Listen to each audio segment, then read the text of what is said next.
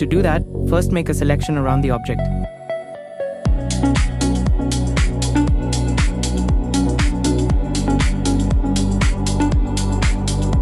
Since the face doesn't come in the selection, we will separate it by going to Select and Mask.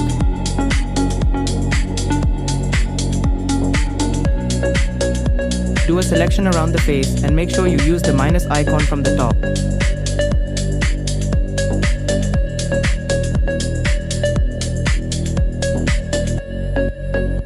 After completing this, create a smart object from the selection.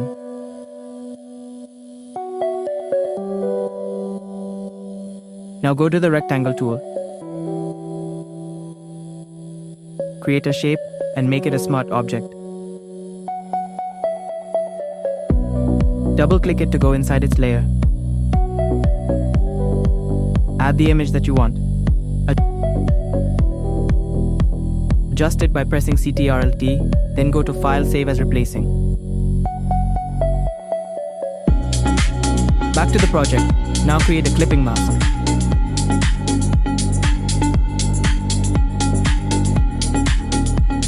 Go to Blending Options and choose Darken. For a more natural look, you can also use the blending options underlying layer settings. That's it for this video.